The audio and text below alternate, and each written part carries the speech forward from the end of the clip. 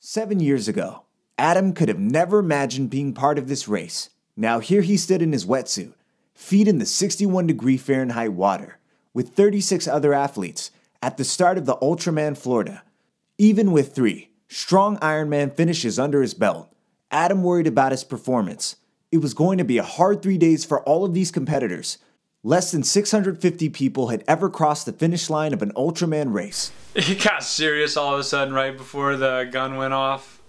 And I've been in some pretty intense race starts, including Ironman 70.3 World Championships, and nothing felt like this. I don't know if it was the length of the swim or the temperature of the water or the fact that we had a pretty long bike ride after it. Adam had trained well for the swim length, putting in multiple swims over 7,000 meters.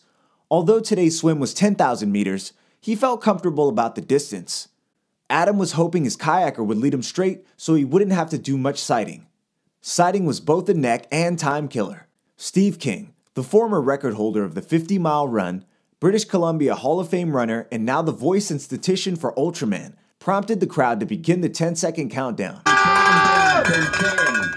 9, 8. It got super real then. I was all game face. I was about to do the longest swim of my life in a lake I'd never been in, riding next to a kayaker I'd never used, and all of that for a warm-up for a 92-mile bike ride. 3, 2, 1.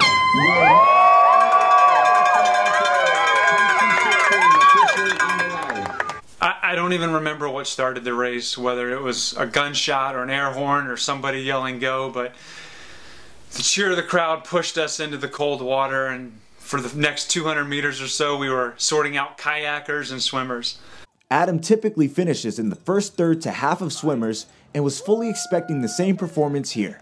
4 hours would be his long target, although he was hoping for something closer to 3.5.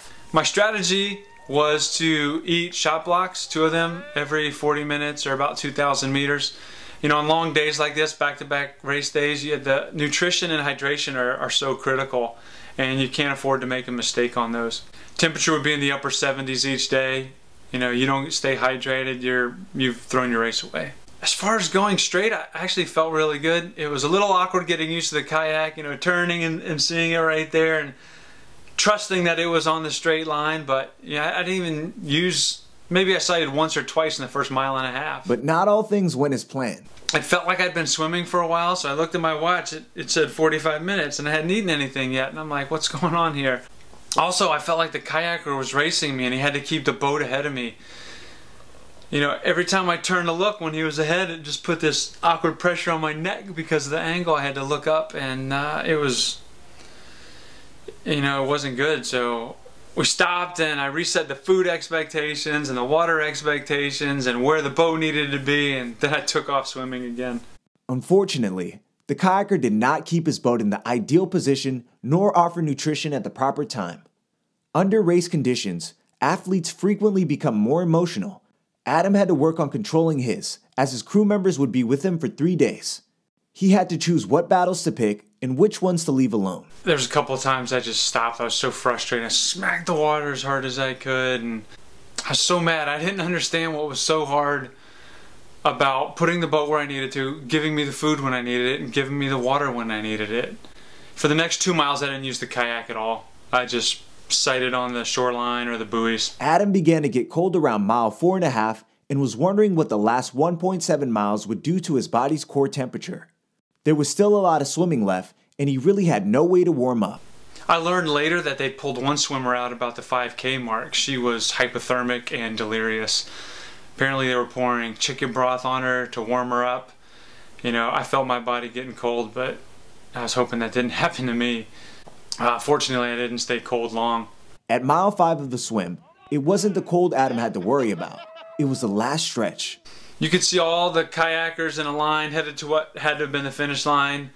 It was the last stretch. I felt good. Then all of a sudden, it felt like my kayaker had abandoned me. He's way up there, and I didn't know where I was swimming or which direction I was heading. I didn't feel like I was moving at all. I was just completely irritated. A mysterious current in the lake had formed. Adam had covered a mere 100 meters in a 10-minute period. When he learned of this, he became disheartened. He was frustrated with the course, with the kayaker, and with his progress. I'm not a fast swimmer, so I didn't know if I had what it took to overcome the current. You know, fortunately my kayaker suggested maybe I do like some type of sailboat, you know, back and forth to get through it. My shoulders were already worn out, you know, from the swim, but I just put my head down, started turning my arms over as fast as I could, and it worked. The strategy paid off and the shoreline began to get closer. Total swim strokes, 5,853. My crew didn't expect me to get out that early, and quite frankly, neither did I.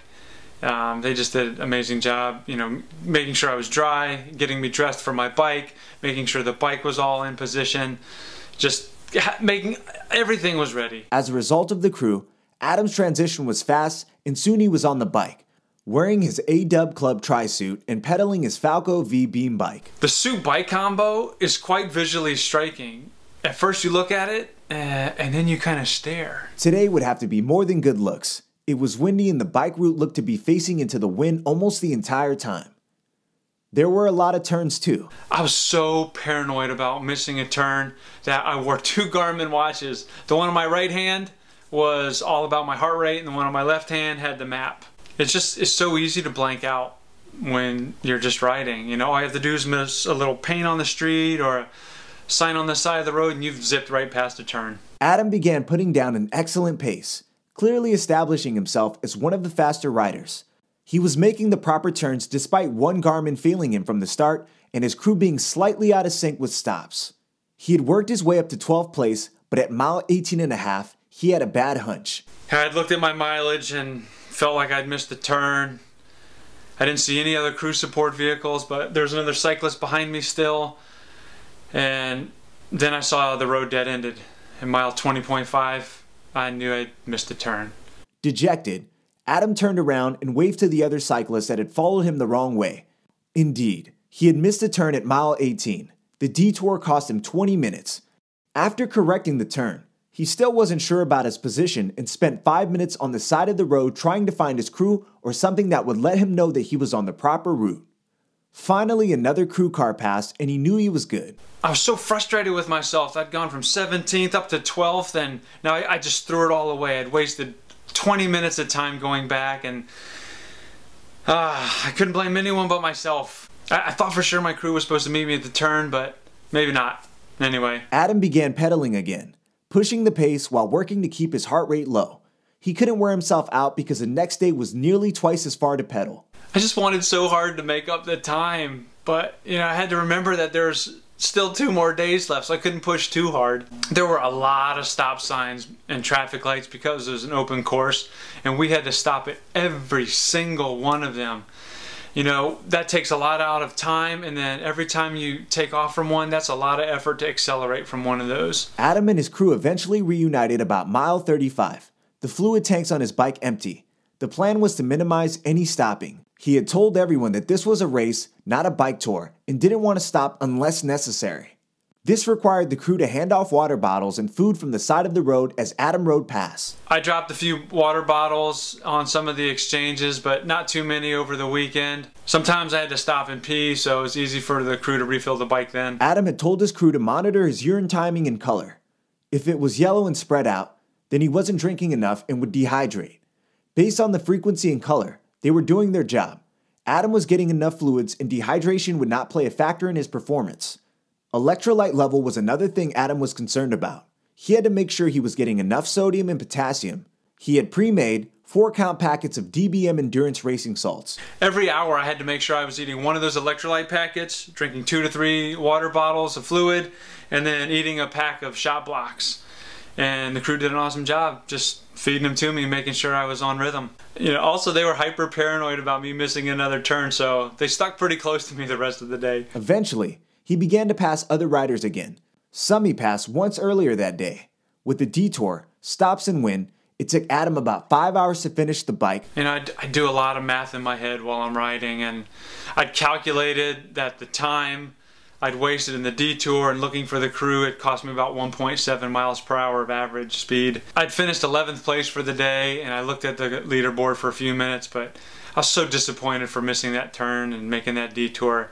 I just wanted to get out of there and get back to the hotel. Adam was hoping to finish the day in 9 hours. It took him 8 hours, 45 minutes, and 49 seconds. Good for 11th overall.